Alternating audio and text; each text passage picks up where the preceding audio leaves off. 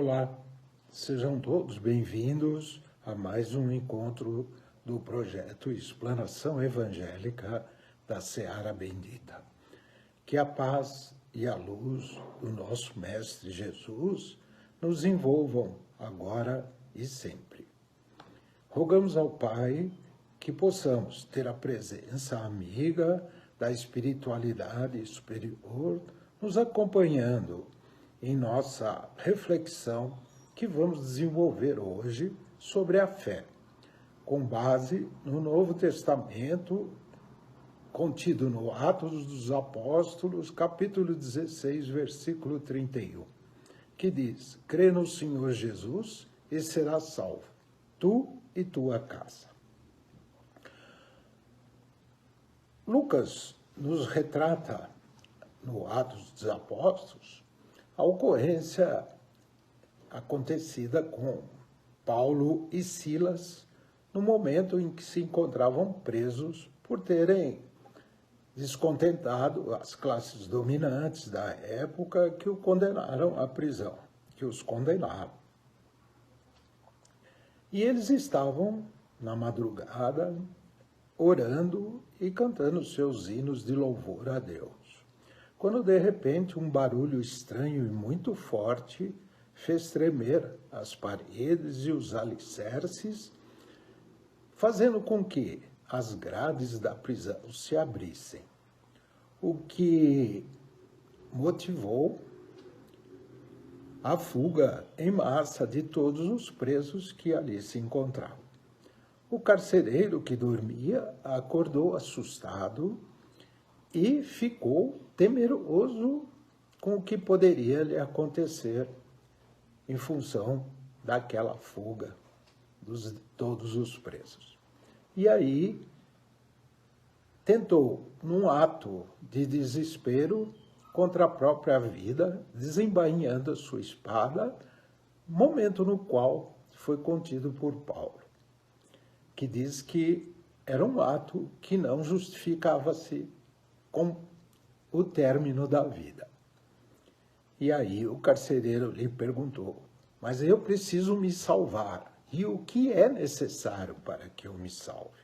E aí Paulo lhe diz: crê no Senhor Jesus e serás salvo, tu e tua casa.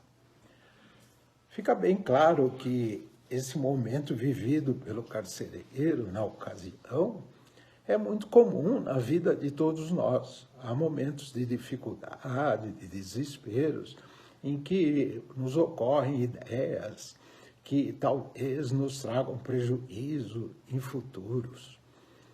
E é sempre bom lembrar que as palavras de Paulo, que ressaltam a nossa fé, a nossa confiança no Pai, devem ser lembradas principalmente nesses momentos. No livro Palavras de Vida Eterna, na lição número 162, Psicografia de Chico Xavier pelo Espírito Emmanuel, ele diz: todo ou tudo é aparentemente obstáculo intransponível, mas Deus intervém e uma porta se abre. Com certeza, nós já tivemos a oportunidade de presenciar experiências conosco ou com alguns mais próximos de nós, em que a fé e a confiança trouxeram resultados alentadores e positivos. A fé e confiança são dois atributos do nosso espírito que, somados ao nosso saber, ao nosso trabalho, ao nosso esforço, nos capacitam para realizar todas as tarefas que nos cabem. No Evangelho segundo o Espiritismo, no capítulo 19, que trata da fé, Jesus traz uma passagem de Jesus que diz: ele se preparava para fazer uma pregação junto a um grupo de pessoas, como era seu hábito, quando um homem repentinamente aparece e diz a ele que ele tinha um filho que padecia de mal, que não tinha sido conseguido a cura através dos seus apóstolos. E aí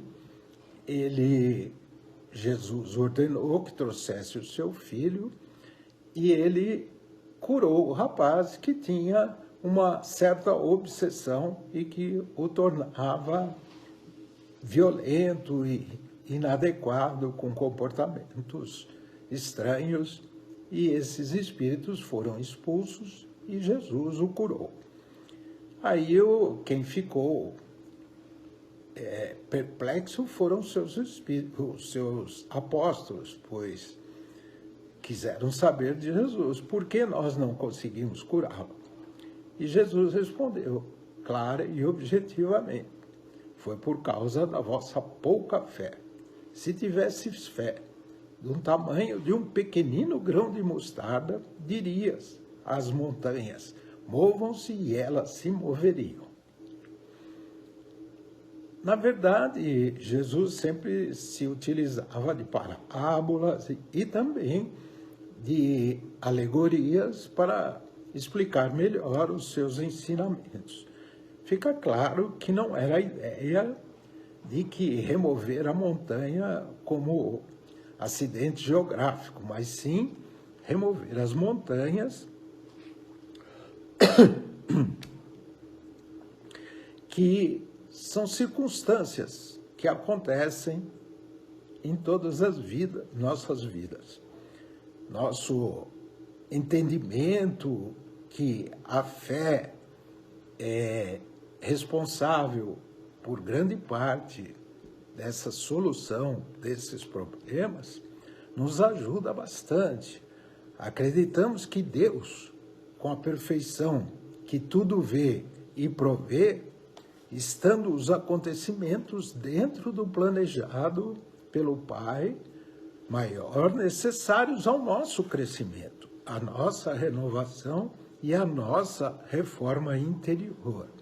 A fé que Jesus se referia era uma fé robusta, uma fé que não vacila, que não duvida, mas é a fé que compreende, através do nosso entendimento, que a Deus tudo é possível e que tudo está certo nesse planejamento. É sempre interessante nós nos lembrarmos da Epístola Universal de Tiago, no capítulo 2, versículo 17, que ele diz, a fé sem obras é morta em si mesma, o que significa que nós devemos fazer a nossa parte, não basta pedir e esperar que tudo aconteça. É preciso que nós peçamos e nos será enviado a inspiração, a orientação, a luz, a energia para que possamos levar adiante aquilo que nos cabe.